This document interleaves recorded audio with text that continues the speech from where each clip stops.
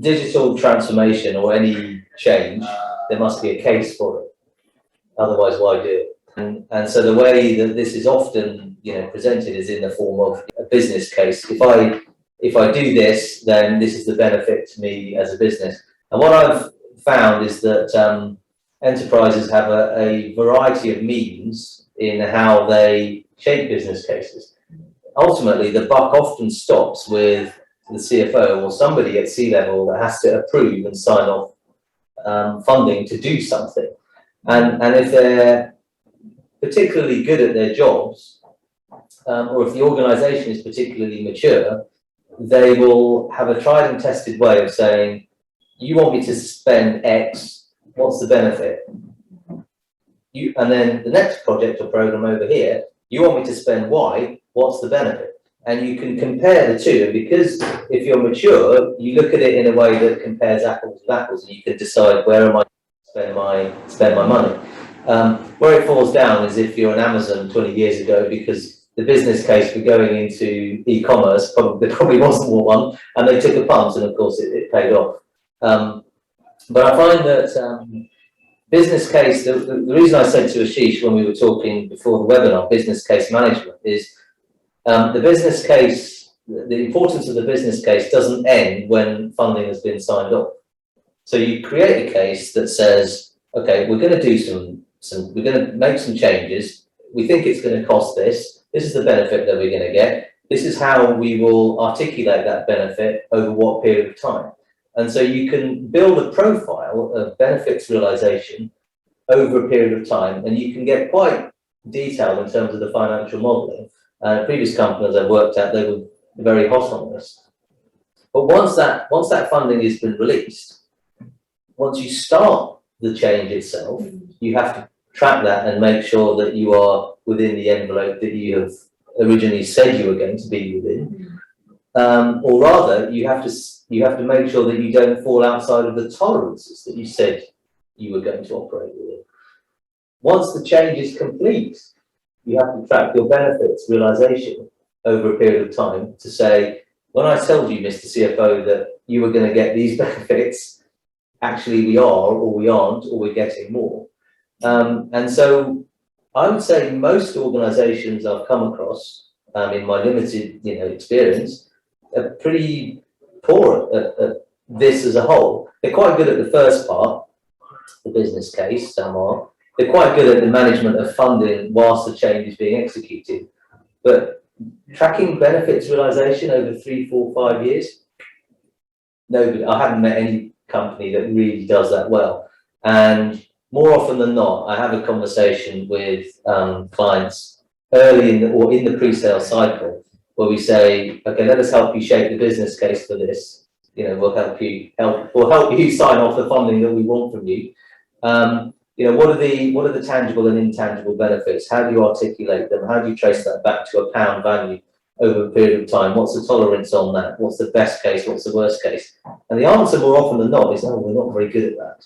And so then it becomes, a bit subjective. This is how I want to spend this money. And then what happens then is the MVP becomes much more palatable because it's a small amount of money. You get something for it, but it feels like lower risk for you. Yeah, proof by evidence, I think. Yeah.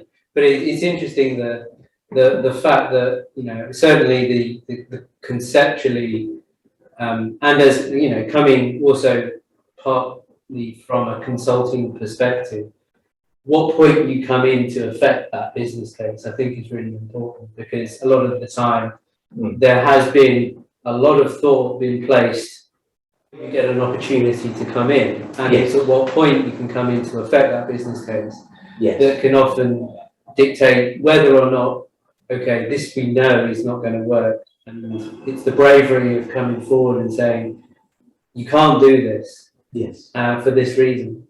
But the thing I like about the nature in which technology has changed could affect the way business could change as well, in the nature of everything has become a lot more agile. Everything has become a lot more with an ability to be a lot more flexible in its nature. And the kind of the idea where business and use cases can be living, breathing things I think is such a great concept for an enterprise to undertake and do. And, you know, I think oftentimes the consumer facing product business, certainly in technology, moves at such a pace, and the business case and use cases become these almost modules in and of themselves. And it would be great to see that adopted in an enterprise environment, because so much can happen and so much positive can be felt by trying to adopt a model like that. Just this principle of moving fast and doing something that can have incremental benefit, but the long-term nature of the benefit of those can be measured in a much more granular way. And I think it would be nice to see that happen more in the enterprise. I think going into a new environment that we're all doing, I think it would be great to take those habits with us. I think what I can share, I think, is sometimes business case. I think because I think also it's working along the budget. I think for every year, maybe different departments, they will sort of looking at the high level. Okay, how much budget we're going to allocate to IT? How many going to allocate to marketing or sales? And then within that budget, they start to say, well, we're going to improve and what's going to do. So I think sometimes when I'm thinking about when we're preparing the business case, it's almost it's of course it has to be a benefit, yes, but sometimes it's also so many competition. So many opportunities. It's like you always, because you want to find a way to improve the business.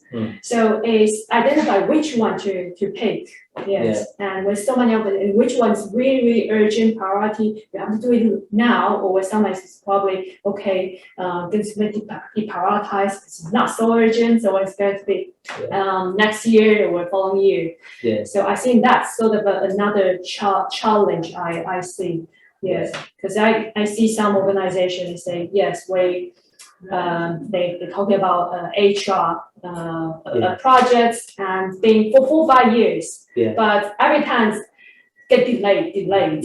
Yes, because suddenly other priorities come up, or for example, last year pandemic come up, suddenly they have to retain the cash. And then when they look at, okay, where I can cut the budgets, and then look at all the project portfolio, they probably will pick those one, not so urgent, they can still revisit. What's interesting, I think, is I worked at a telco where they had a growth plan, and so, you know, some numbers around that. And, you know, projects and programs would come along and compete for funding, and they had a business case and a benefits profile. And then there was, I remember there was this sort of email that went around where I found out basically that CFO had sat down and he'd looked at all of these projects that supposedly were going to drive a certain benefit, and by doing certain things, and he'd added all the benefits together. It was quite disparate, but he'd added them together. And the total was wildly in excess of their goal. And it was like, well, actually, when I look at all these together, I mean, if I look at them in isolation, wow, this looks like a good case, actually. But it was, you know, it sort of shone a light on the benefits profile, perhaps wasn't really very sensible, wasn't modelled properly, hadn't dug into it properly, hadn't challenged them enough, because when you added them all together, well, this was nonsense. Yes, and also sometimes it's an opportunity that you say, oh, these can be joined together, packaged as one project or something. Yes, so the portfolio views, I think, was missing. Exactly.